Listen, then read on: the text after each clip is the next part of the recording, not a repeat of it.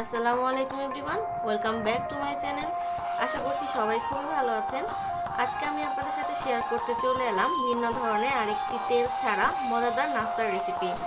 Eid special হিসেবে আপনারা এই নাস্তাটি বানাতে পারেন। আশা করছি সবার কাছেই ভালো লাগবে।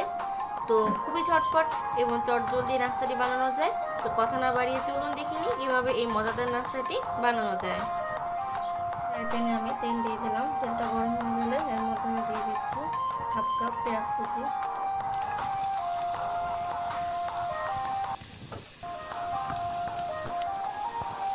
পেঁয়াজগুলোকে হালকা ভেজে নেওয়ার পর এর মধ্যে আমি দিয়ে দিব রসুন কুচি, দিয়ে দিলাম রসুন কুচি। রসুনগুলোকে ভালোভাবে আমি পেঁয়াজের সাথে ভেজে নেব। আমি দুটি তেজপাতা এবং আবার ভালোভাবে আমি ভেজে নিচ্ছি। দিয়ে দিচ্ছি একটা চামচ জিরার গুঁড়া, চামচ গরম মশলার গুঁড়া, দিচ্ছি ধনিয়ার গুঁড়া একটা চামচ, দিয়ে দিচ্ছি 1 টেবিল চামচ পরিমাণ মরিচের গুঁড়া, দিয়ে দিচ্ছি 1 চামচ হলুদের গুঁড়া। এখন ভালোভাবে আমি মিশিয়ে নিচ্ছি। স্বাদ মতো লবণ আর হালকা একটু পানি দিয়ে আমি মশলাগুলো ভেজে নিচ্ছি। আর এখানে আমি অ্যাড করে দিব, আমি এখানে 2টা মাঝারি সাইজের আলুকে গ্রেটার দিয়ে গ্রেট করে নিয়েছি। আলুগুলো আমি এখন দিয়ে দিব। আলুগুলো আমি দিয়ে দিলাম। এখন ভালোভাবে আমি মিশিয়ে নিচ্ছি।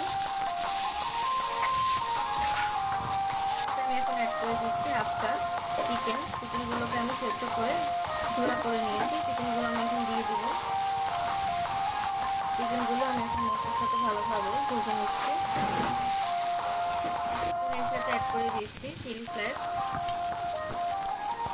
আলুগুলো ভেজে নেওয়া হয়ে গিয়েছে। এখন আমি এর মধ্যে দিয়ে দিলাম 3 টেবিল চামচ পরিমাণ টমেটো সস। এখন আমি ভালোভাবে মিশিয়ে দিচ্ছি। এটা রেডি হয়ে গিয়েছে। এখন আমি চুলা থেকে নামিয়ে নিচ্ছি। জন্য আমি এখানে নিয়েছি 2 কাপ ময়দা, দিয়ে দিচ্ছি 1 টেবিল চামচ পরিমাণ চিনি। এখন ভালোভাবে মিশিয়ে নিচ্ছি। সামান্য লবণ, ভালোভাবে একটু মিশিয়ে নিচ্ছি। আমি এর মধ্যে দিয়ে দিচ্ছি 1 কাপ তরল দুধ।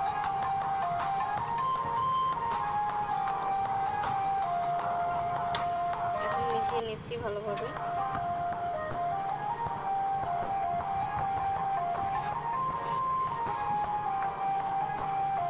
পর্যায়ে আমি দিয়ে দিচ্ছি 1টি ডিমের কুসুম। কুসুমটা আমি ভালোভাবে মিশিয়ে নিচ্ছি। 3 টেবিল চামচ বাটার,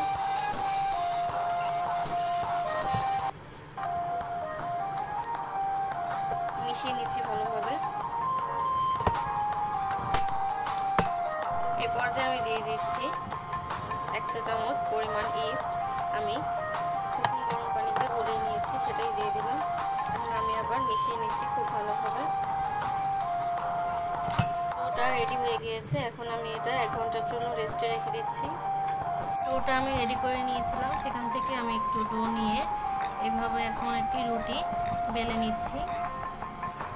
এমন একটি রুটি বেলে নিলাম। এখন যে পুরটা আমি রেডি করে নিয়েছিলাম সেখান থেকে পুর নিয়ে এটার ভিতর আমি দিয়ে দিব।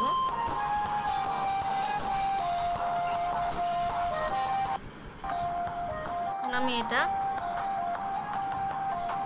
এভাবে বানিয়ে নিচ্ছি। এটা বানানো খুবই সোজা, আপনারা একবার দেখলে এটা বুঝে যাবেন। নাস্তাটি বানালে খুবই সোজা, কিন্তু খেতে অসম্ভব মজা। আশা করছি আপনাদের কাছে ভালো লাগবে। তারপর আমি একটি কাঁটা চামচ দিয়ে এইভাবে ডিজাইন করে নিব। এইভাবে কাঁটা চামচ দিয়ে ডিজাইন করে দিচ্ছি। দেখতেও সুন্দর লাগবে আর খেতে তো অসম্ভব মজা। আমি এইভাবে সবগুলি নাস্তাকে বানিয়ে নিব। আমি সবগুলি নাস্তাকে এভাবে বানিয়ে নিয়েছি। এখন আমি এগুলো ফ্রিজে রেখে দিচ্ছি।